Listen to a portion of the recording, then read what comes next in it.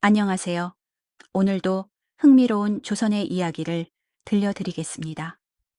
이야기 시작 전에 구독과 좋아요 한 번씩 부탁드립니다. 조선 어느 고을, 평소와 다름없이 조용하던 마을에 어느 날부터 이상한 소문이 돌기 시작했습니다. 사또가 곧 죽는다더라.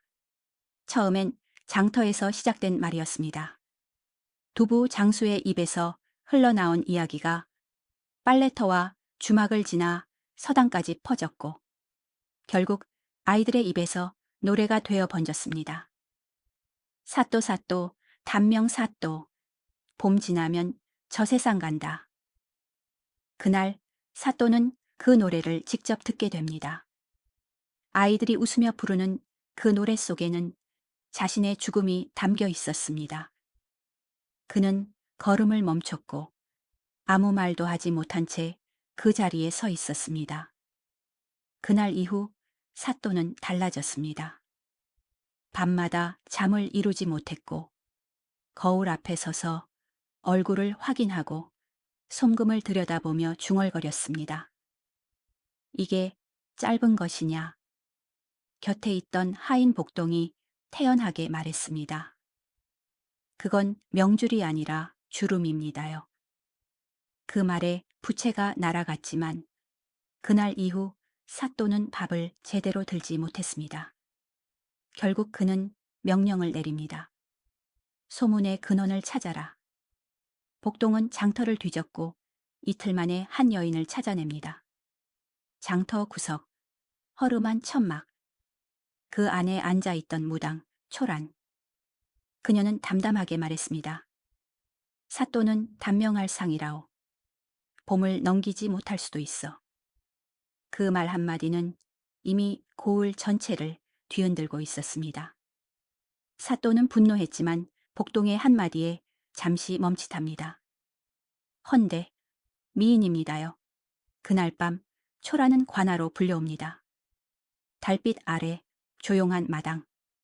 사또는 그녀를 보고 한동안 말을 잇지 못합니다. 그러나 초라는 흔들림 없이 말합니다. 단명할 상이 맞습니다. 사또는 화를 내지 못하고 시선을 피합니다.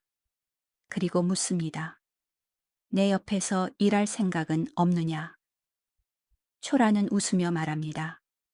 그 자리는 개도 안 앉을 자리입니다. 그날 밤 초라는 감옥에 갇히고 마지막 말을 남깁니다. 오늘을 후회하게 될 겁니다. 그리고 그날 밤 관아 뒤편 담장을 넘어 검은 그림자들이 들이닥칩니다. 도적 떼였습니다. 포졸들은 도망쳤고 아전들은 숨었습니다.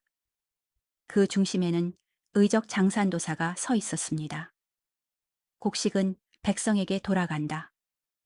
곡간이 열리고 쌀자루가 쏟아지며 관아는 순식간에 무너집니다. 감옥문도 부서지고 초란이 풀려납니다. 그 시각 사또는 마루 밑에 숨어 있었습니다. 숨조차 제대로 쉬지 못한 채 몸을 웅크리고 있었습니다. 쥐 한 마리가 수염을 갉아먹고 있었지만 움직일 수 없었습니다. 그 밤 사또는 단 한 번도 나오지 못했습니다.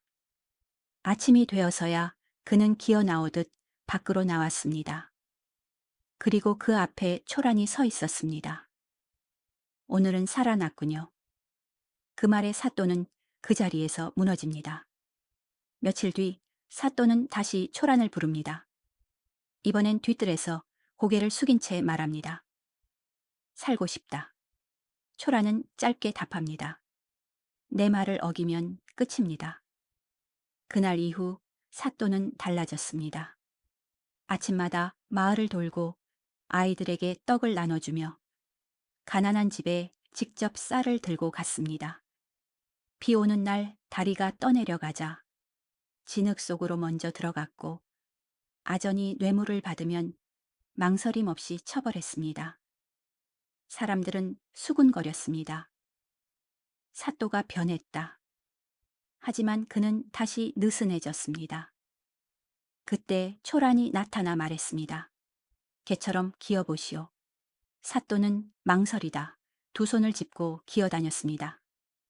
그 모습은 곧 소문이 되었고 사람들은 웃기 시작했습니다. 우리 사또 걔 흉내 내면 오래 산다더라.